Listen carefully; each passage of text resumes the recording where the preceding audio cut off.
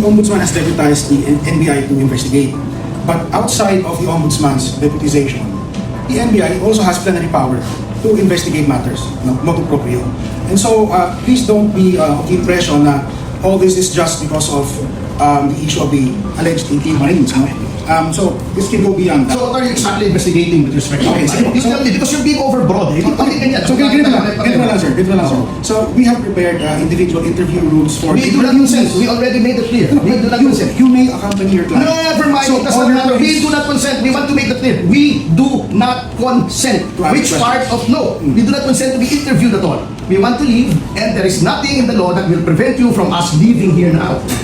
So, if that's the case, sir, then... If you just want have to it on issue us record. other subpoena for another thing, as long as it is relevant. When you say that the NBI has motu proprio powers, that power is not unlimited. It does not amount to a roving commission. We know that eh. Huwag tayo magpulahan panyera. Ang bihira naman tayo eh. Ano bang gusto nyo sa kliyente ko? Identity. Hindi nyo kilala. I mean, not to be condescending, but hindi nyo kilala. Oh.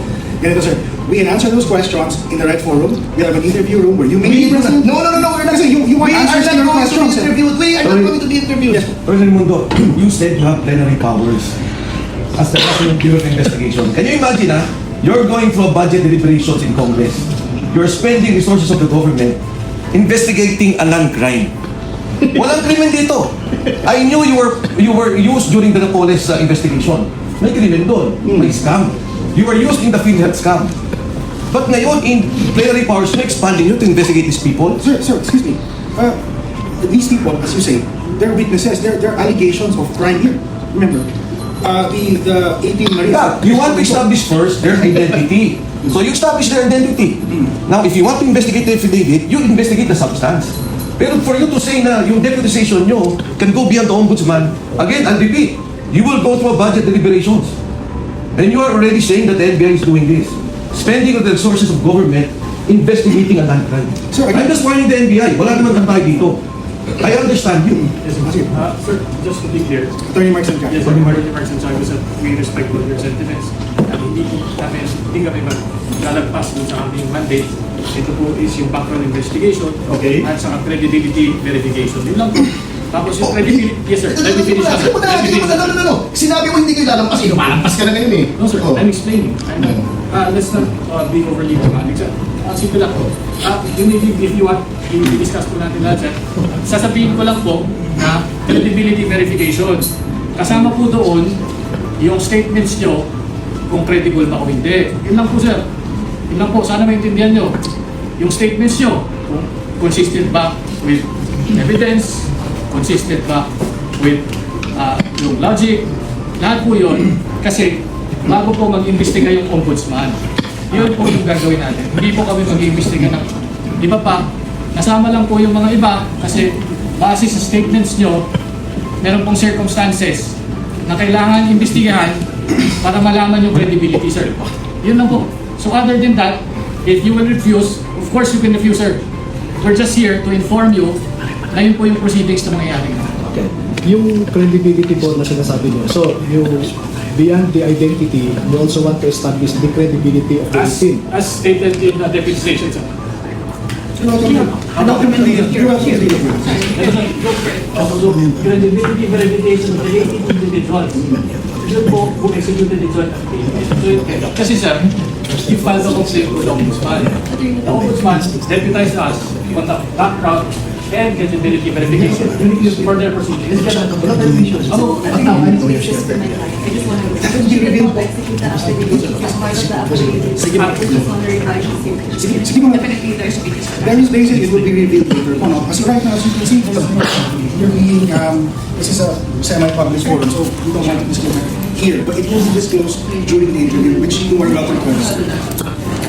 So, is it okay to disclose the But now, oh no, not here. Not here. Not here. okay, other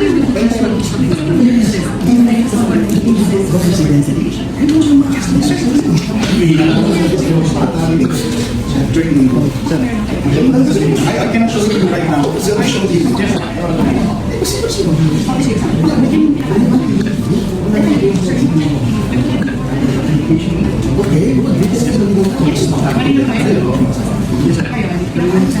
Is it okay?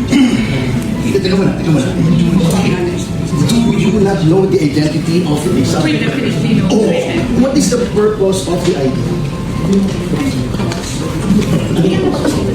Hindi siya nakapag-usapan yun ni Atty. Baligod. Oo, ikaw, sabi ko, Atty. Mundo, meron ba kayong duda that this person in front of you is Secretary Mike Defensor? Wala po, wala po. Oh, yun Already pala eh. established. Oh, tapos. So, can we leave now? Yes, sir. Oh, thank you. Thank you, sir. But sir, Thank you for just to coming. make it clear, no, I just want to respond to the allegation earlier that we're investigating a non-crime. That's not true po. As you can see in the joint affidavit of the quote-unquote 18 Marines, may allegations po of graft and corrupt practices, bribery, and other crimes. So, hindi po non-crime ito. May crime po tayo inimbestigahan. Okay, sagutin mo ko ngayon. Sagutin mo ko ngayon. Ipapatawag mo ba yung mga binanggit nila? O hindi? O hindi? Tell me now. Para sure tayo. So alam natin kung non-crime o crime ito. Tell me, yes or no? Patatawagin mo ba yung mga binanggit nila? You tell me now. Let me speak. So we will have this Yes or interview no? now. Yes or no? No, yes or no? This is not a court. You can't do that, sir. Ha? Okay, so hindi nyo patatawag. Sinabi niya Let me non-crime. finish, sir. Sinabi niya non-crime. Sinabi mo, hindi non-crime. So, if you're investigating a crime, ang tinuturo ng mga 18 ay maaring, hindi ko sinasabing guilty, maaring gumawa ng krimen, ipatatawag mo ba? Yes. Just tell me, dumagdag ka na ng dumagdag hanggang gusto mo. Sagutin mo lang ako o hindi. Are you about done, sir? Okay. Okay. Alright, so we will have an investigation. If evidence points to them, if there's sufficient evidence, then we will do so. Ipapatawag din po namin sila. No, So, Attorney may Mundo, proseso po, may proseso. I was going to mention that. If you want to establish the identities of the Marines, including myself and my wife, Attorney Levy already stated the IDs were given downstairs and you can verify, and the serial numbers are with him. So, what I'm saying is, if the identity is the one that you want to establish, then that's it. That's why I'm saying it's a non-crime. Now, if it's a crime investigation, then you should call on those they pointed to. Kasi establish yun ang identity. Yun lang ang gusto nyo establish eh. So once you have established their identities, yung tinuro nila, patawag nyo rin. Now it becomes a crime. Sir, But if kung sila lang imbestigahan ninyo, then it's a bias, crime investigation of the people complaining. sir, hindi po sila iniimbestigahan. They are witnesses. They are Exactly. witnesses. So that's why when I said you establish their identity, then it's downstairs. The serial numbers are with Attorney Baligon. Once it's established, you call the others. The 40 days, including the affidavit, including Sandro Marcos and Bongbong Marcos and Yusek Jojo Cadiz of DOJ. Yan, mga critical yan. Kung sasabihin nyo may papatawag nyo, 100%, I agree with you. Tulong-tulong tayo. Yeah, ba? Ay po. Yes, sir. Sige. Ano tayo? Ano tayo, partner? Okay.